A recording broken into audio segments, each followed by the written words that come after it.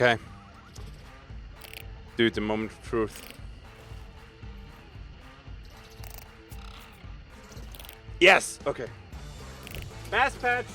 Best patch ever! I take it. Best one yet. Woo! Nice. Alright, and welcome back to the channel, buddy, and I hope you're doing fine. So the goal of today's video is that we will talk about patch 1.16. Keep in mind that I will release at the same time a video about the upcoming event as well. Now you're probably wondering, why don't you just do one big video? Well, there's so much info, the video would be, even for my standards, way too long, and I don't want to do that. So, as always, timestamps in the description below if you just want to see specific topics. And this is what we're going to talk about today. So first of all, new guns. We're going to get a compact ammo rifle. We're going to get a long ammo rifle. There will be some ammo changes, but also some tweaks to our daytime settings. Afterwards, we're going to talk about gunplay changes, also some gameplay changes, and there will be quite a bit, honestly. And then meta changes, and there's one change in there that the community is looking forward to since, I don't know, a long time. Afterwards, we're going to talk about the trade changes, and then 1.16 will also drop a few legendaries. So we're going to have a showcase at the end. And with that, let's go. So first off, we're going to talk about a new compact ammo pump action rifle, the Caldwell Marathon. Now, I'm going to compare it to the Winfield in this video because, well, it's a close competitor and it's almost doing the same thing. So I will have at the top the Winfield and I will have at the bottom the Caldwell Marathon. So you can see it side by side. Let's get going. So first test is gonna be both rifles with no iron eye. And honestly, I had a better time with the Marathon compared to the Winfield to shoot all these dummies here in the head. It feels pretty good. The sights are magnificent in my opinion, so even without Iron Eye, you can use this gun quite comfortably. Now let's have a look how this will look with Iron Eye. Keep in mind the trade Iron Eye lets you stay in ADS and keep these iron sights up. It is honestly very interesting because I absolutely love the iron sights of the Marathon, and there's not much difference in the fire rate between the Marathon and the regular Winfield. Now keep in mind, just because you have this high rate of fire doesn't always mean you can use it efficiently. Very interesting is though the comparison in hipfire. Keep in mind I have a very tight crosshair because I'm crouched in both cases. And the Marathon is just firing away and leaves the Winfield absolutely behind. Keep in mind that we also have a variant for the Marathon, and that is gonna be a Swift. There might be other variants in the future. So let's compare a little bit the Marathon together with the Winfield and talk about stats. Honestly, if you look at this here, there is not, there is not much difference between the two. The Caldwell Marathon has a little bit more damage, a little bit more headshot range, a little bit more velocity, but it kicks also a little bit more, so whatever you prefer, honestly, you will do fine with both of them. So let's summarize the Caldwell Marathon really quick. So it's a compact ammo rifle with 15+1/24. So that is quite a lot of ammo, but it's a compact rifle, so they all come with a tremendous amount of ammunition. You have only access to full metal jacket and poison rounds compared to the Winfield, which has like incendiary and high velocity on top. Again, it might get more in the future. We know Crytek loves to add special ammo to all the guns. I mentioned it already, we only have a Swift variant for Marathon compared to the, the Winfield has. Well, the Mini C included now, of course. You have a Silencer, a Marksman, you have a Swift, you have a Talon, you have a Bayonet. There is a lot, okay? But again, it's cool that they release a gun and give us already another variant for it. Overall, it has slightly better stats than Winfield.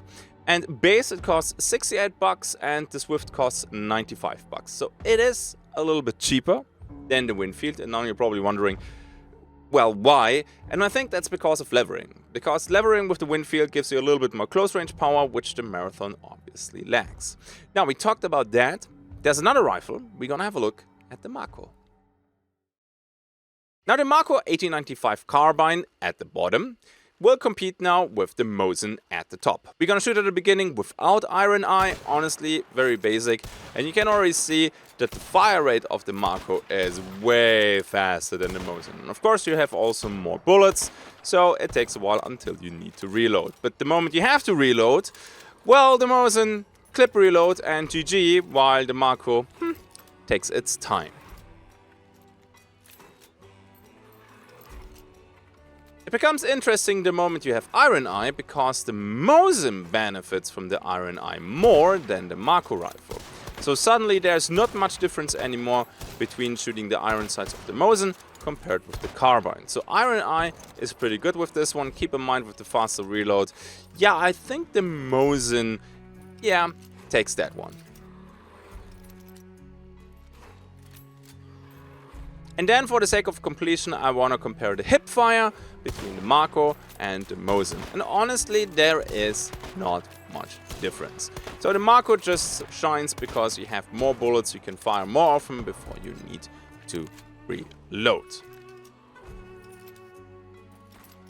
There is also the option with the Mako because, well, it's a levering rifle. So the moment you have the trait, levering, you can just blast away with that thing. I personally don't think it's very good. It's the same with the Centennial. It should be, or I think it will be mostly your last resort, your oh shit button, I'm going to die, so let's try this. Another showcase here, a little bit more close range. That's probably the effective range where you can use it before it becomes more of a meme. So you lose ammo very quickly the moment you lever a long ammo rifle, so maybe bring an ammo box or share the ammo pool with a Sparks pistol. I don't really know how good it will be, I don't think we will see it that often, but damn, it's fun. And let's push this a little bit further. Did I mention that this comes with explosive rounds? Now we all know that explosive rounds are not that great, honestly, right? Most of the people think that they're a meme, and yes, there will be some changes that we will discuss in this video, but even after that, I don't think that explosive ammo with levering will be more than just a super expensive meme. I mean, even the splash damage is kinda whatever. Now the crazy part is that this rifle actually deals more than 125 damage. And the damage drop of where it loses that is at 43.5 meters. So the moment the enemy loses a bar, you can kill them with a body tap up to around about 43.5 meters. There are two variants that come with the new Mako rifle. One is a claw and one is the aperture. I'm not going to show the aperture because we all know how that thing looks, but the claw is interesting. So the heavy attack is the stock of the rifle. You can take emulators down with that. And then with the claw, the light attack, the moment you hit the head, it's a one-hit kill, which is pretty amazing. But as you can see, you don't have a lot of range, and I think when both parties are moving and maybe there's a little bit of ping, I don't know how reliable that will actually be. But it also applies bleed, which is pretty crazy, because a torso hit deals 120 damage. That is a lot, and then you have, I think this looks like intense bleed. Yeah, dude, it's gonna be stressful for your enemy.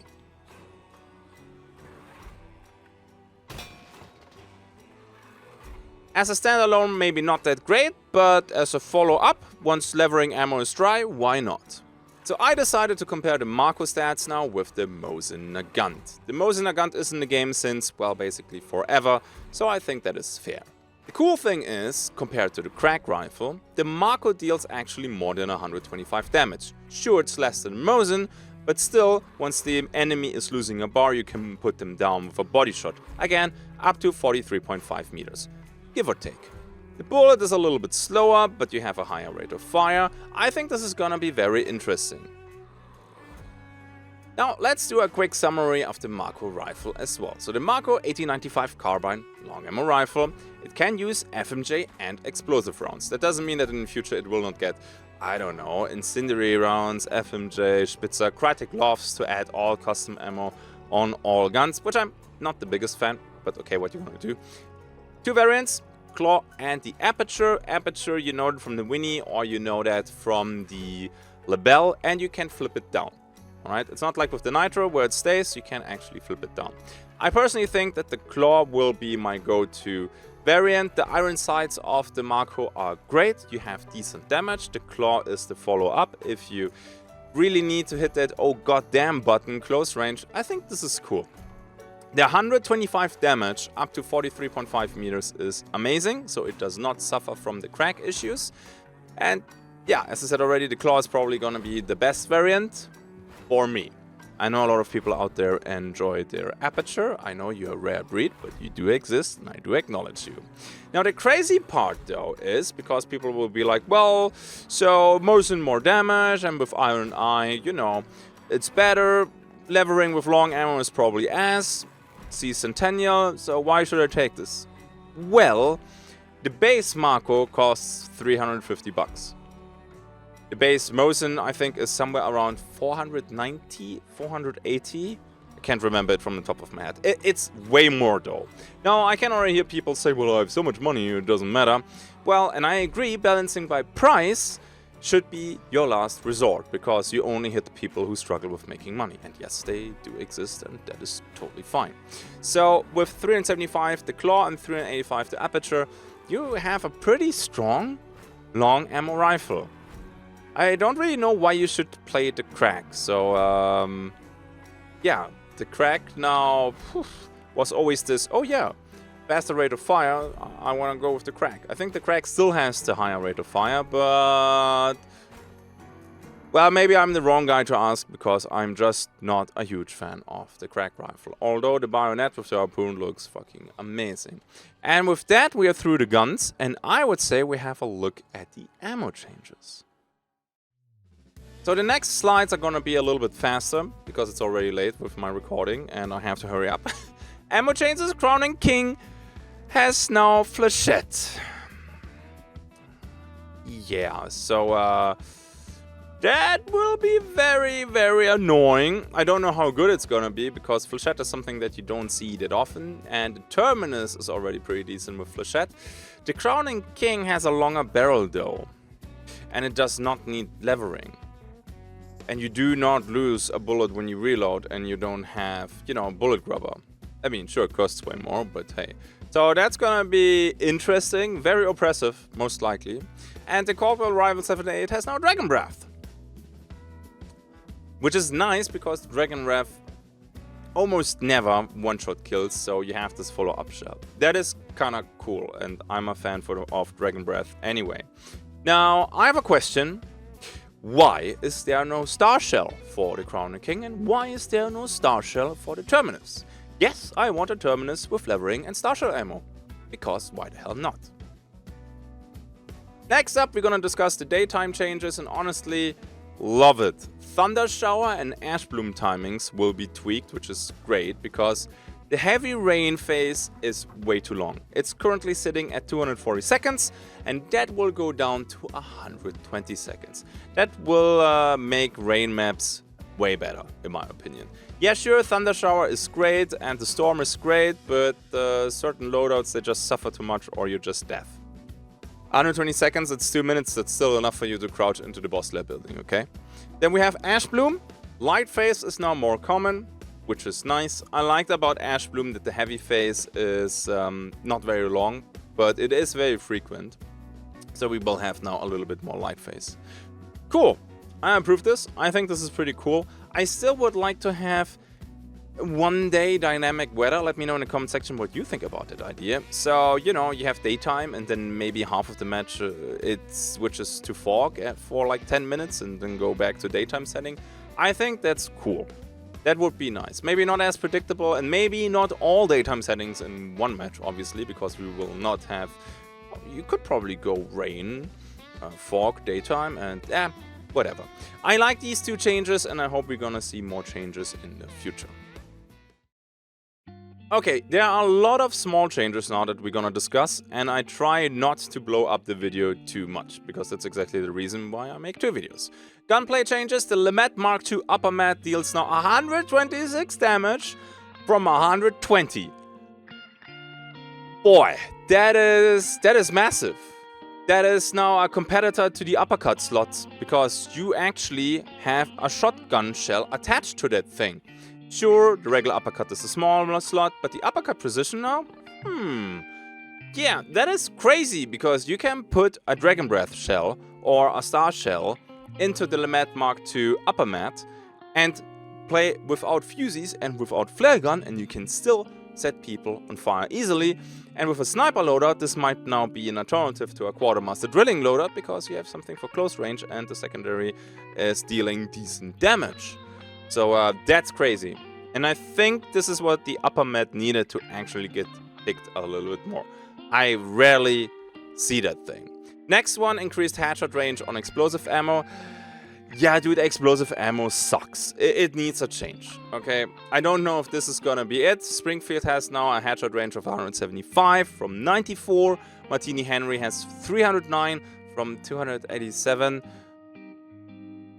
Yeah, okay. I don't know how often that will have any effect, but for the sake of completion, here you go. And also the uppercut is increased to 83 from 35, and that is huge. I had headshots with the uppercut and explosive ammo, and they did not kill. And it was in the compound. Now at least when you fight in the compound and you land the headshot, you get rewarded. Like, explosive ammo is ass. It's not good. It's a meme. Is it fun? Sometimes. Is it good? Absolutely not. So tweaking that a little bit, I think that is totally fair. On top of that, it's a tweak that rewards good accuracy and not spammy gameplay, which I think is a thumbs up. Next, Combat Axe, Katana, and the Railroad Hammer will be a small slot, which is crazy, because we just talked about this a couple streams ago, that the Railroad Hammer, being a medium slot, completely sucks. Same with the Combat Axe. The Katana, though, that is crazy. Because I always say the Katana is a glorified saber, and you need a Quartermaster for that, and doesn't make sense. And now you don't need that anymore. That means you save a trade slot, and the only thing that you need is Martialist. Yo, now we're talking. I think that the Combat Axe and the Railroad Hammer are still ass, but now they're less ass. The Katana gets a nice buff. That is pretty smexy. Then the next one, Cyclone, decreased the reload time and the recoil. I think that is okay too. The Cyclone is crazy expensive. I saw it now a few times the last days, but it's rare. And I don't know if that will do much. The reload time, probably not. The recoil we have to test. I think that might have quite some impact, because, yeah, it's nice that it's semi-auto, but if the recoil makes it jump all over your screen, you cannot utilize this high rate of fire. Now, if the recoil changes, it might be a different story. Alright, that's it with the game, with the gunplay changes, because, yeah, gameplay. We're gonna talk about the gameplay right now. Brace yourselves, because we're gonna have two slides here, lots of gameplay changes. A few of these things are kind of whatever, but otherwise people re-at me that it's not in the video and it's in the patch notes, so I try to get now almost everything in there. Once the patch notes are out, maybe they are out the moment I release the video, patch notes, link to that in the description below. Now, increase the view distance when in Beetle view. I think this is fair. I love it that they're still tweaking the Beetle from, remember when they released the Beetle and yeah, hunt that, and that obviously killed the game. And then we realized, oh crap dude, nobody is actually playing the Beetle. That kind of changed with the higher movement speed or fly speed, more damage, more variants, and now you can see even further, because sometimes that was just garbage. I think this is a good tweak. I don't think Beetle play is gonna be meta, but it's gonna be nice. Next thing, not a fan, but I understand it. Antidote shot is now 10 and 5 minutes. Yeah, so it's now more in line with the other shots. I will probably still take the big one. I think it's nice. And I cycle it just the moment I find another toolbox. So, antidote shots is something that you find very often in, you know, in your matches anyways. So you can probably still get the full match timer. Yeah, I get it. Not a fan, but I always say you have to take a step back and look at the big picture and not about just, oh my god, I don't like this, so this changes crap. Nah, I get it. I get it. Now we have an inspect for all tools and consumables, even the Beetle, as I showed in the intro clip. Yeah, so play around with that. There's quite a few nice ones in there. And no, I'm not gonna show all of them, because there's quite a lot now.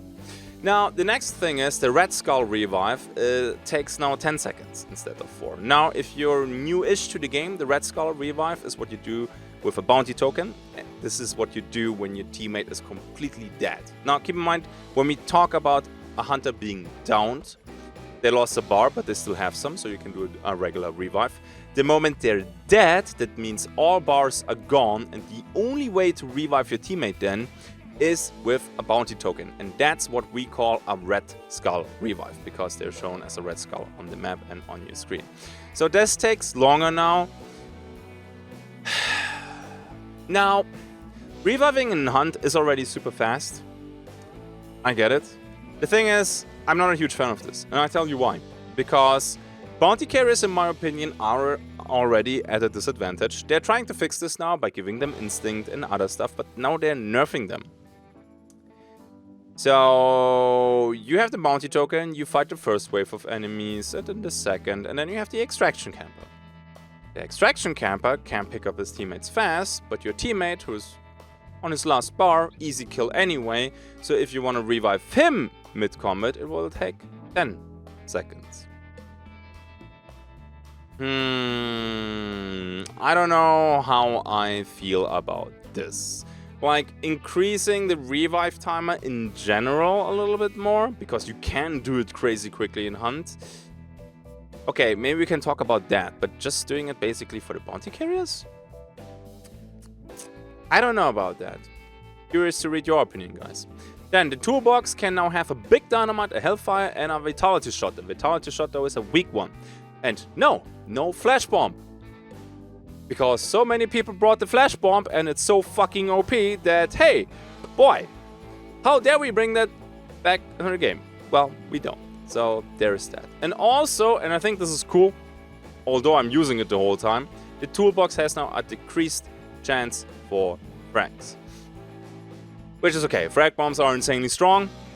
I would like to loot more vitality or smaller stuff like hellfires. Well, big dynamite is not really a smaller stuff. But for PvP, the frags are actually stronger than the big dynamite bundle. So that's it for the first slide. Some crazy changes there. Antidote shot. Then we have the Red Skull revive and that stuff that might have some serious impact. So let's see. Second slide. Reviving dead teammates deals 50 damage now over the course of 10 seconds. Now keep in mind, dead teammate means burnt out, means all bars lost. Okay, so we're not talking here about downed hunters. The knuckle knife consumes more stamina. Yeah, I understand. The knuckle knife was your go-to pick for the majority of the player base because it's a good all-rounder. Let's see how severe it's gonna be. I guess you can do one less heavy attack. Will that change my mind because I'm gonna play with a stamina shot or with conduit or whatever? Anyway, time will tell. Didn't have time to do enough testing how much it actually impacts my regular gameplay. Lightfoot gets another nerf. So right now when you have Lightfoot and you crouch through change or over glass, you're not really making the sound. Now when you Lightfoot while being crouched through, for example, the hanging chains, you will make the I touch chains while being crouched sound effect. There's no effect when you go full speed, so if you go full speed, Lightfoot has no effect, you will make a lot of noise. I don't know why this was necessary, especially because of the noise traps, but I don't know, it got already nerfed hard, and this will not be the craziest impact, but it's still another nerf. I wonder why they did that, but okay. They will probably have the reasons that I don't understand. Then, more ammo resupply for Star Shell and Penny. Yeah, okay. So for all the Star Shell and Penny shots main out there, GG guys, I hope you will enjoy that. Melee tools deal less damage to boss targets. I like that. Bosses are a goddamn joke. You can just knuckle knife them. So I don't mind this. They're not saying in the patch notes, and I could not test it yet, how much damage it's gonna be, but I take it. Then also increased long ammo damage on grunts. Okay, and there's a higher headshot damage now on grunts, hives, and hellhounds. Now, most of the time, this does not matter. But sometimes if you play, for example, a science in a gun with poison rounds and you're not, you know, super close, a hive survives a headshot. And that will probably solve this. Now, there's a few more tiny gameplay changes that I did not put on the list because I thought they would not have a lot of impact, like 1 or 2 things, but this is the stuff that will probably have impact in your regular gameplay loop. Okay, so we did the gameplay changes. Let's dip into a few meta changes. And here we go. Boy, oh boy, Headsman gets changed. So from this whole gray thing to this gray and blood thing.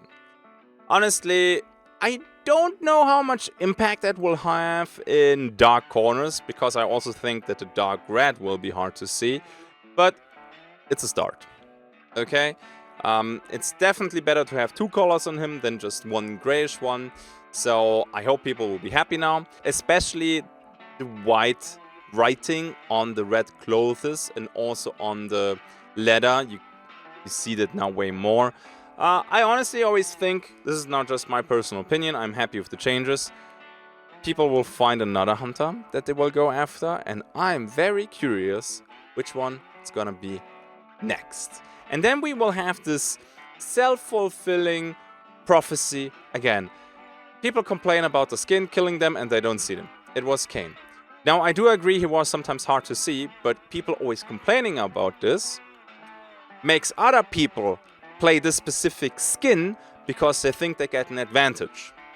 Then the consequences from that is you will get killed automatically by that skin more often, which produces more people complaining about the skin, which produces more people playing that skin. Yeah, that is great, and I'm really looking forward which one's gonna be next. I'm super curious about that. But we have more meta changes. So first of all, and I think they had to do something with the trade system there with the recruits, and they're going after that right now, which is totally fine. Refunding trades, always at least 1 point. It sucked rolling a legendary hunter, and he comes with multiple 1-point perks, and you get nothing from that.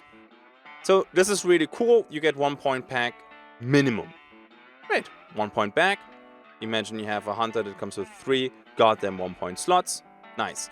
And on top of that, you can now spend, if you have like a spare point, for anything, even if it's not crazy value. And should you survive the next round, you respec that, and that 1 point might help you buy a better trade. Then, Tier 1, Tier 2, Tier 3 hunters, they will have less trades now. Tier 1 comes with 1, Tier 2 with 2, and Tier 3 with 3. And that, it's quite the severe change, because a whole trade down the drain can be anything between 1 to 9 points. So yeah, the glorious Tier 2, Tier 3 recruit times might not be that glorious anymore.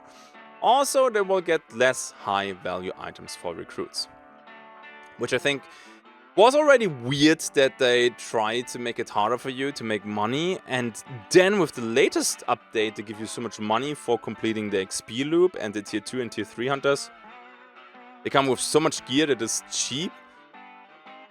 I don't know. I think they're still looking for the sweet spot. Okay, I don't know. Then increase trade points for legendary hunters up to a minimum of 11. Yes! Honestly, it was 7 before, and 7 was goddamn garbage. I don't know if 11 will be that much better. I mean, yeah, sure, it will be better. And since the Tier 2 and Tier 3 hunters will be nerfed, maybe it all levels out again. Legendary hunters should be an alternative pick and not just an upgrade, in my opinion. Because the moment a legendary hunter is better than the recruits, you can argue a little bit with, hey, this is kind of pay to win. So let's not do that. The next thing is you can only retire hunters at level 50 and not 25 anymore. So if you're somebody who cares about prestiging, this might be important for you. Okay, and with that, one more thing, we're gonna talk about trade changes. Alright, trade changes. 2 more burn trades? Yes, found randomly or from meatheads. I mean, you know how it works by now with burn trades, okay?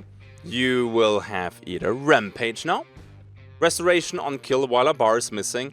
Just to be clear here, health bar missing. Like, your health is missing, not a health bar is destroyed in, you know, you got downed or it got burned.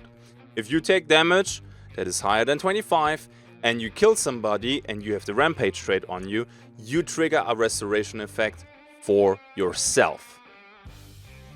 Like, sometimes it's wasted because they shoot you, you take, I don't know, 60 damage from a wind field, you headshot them, bam, Rampage triggers and does absolutely nothing because the fight is over. Been there, done that multiple times, so that's great. Then Remedy will be a burn trait, and, well, restoration effect after using Dark Side on a trait in the wild. I think 25 meters range, just a Serpent, for example. I'm actually not a fan. Who would have thought? You know what I think about this? This should not be a burn trait. Oh no, that's wrong. It should be a burn trait, that is fine, but it's something that you buy for your hunter for upgrade points. And you have control over this. Because this right here means you must get lucky. And yeah, sure, I find burn traits now more often than before, but I have zero control over, will I get it? When will I get it? Will I get any use out of this? I don't know. This should be a burn trait, I agree, but it should not be a burn trait found randomly or from meatheads. Make this, I don't know, a couple points, like 5, and let me just buy this and play with Remedy. I don't know. It's cool how it comes back. In my opinion, the RNG needs to go and give me more control. But hey, I'm again curious to see what you guys are gonna type in the comment section. And with that, showcase time.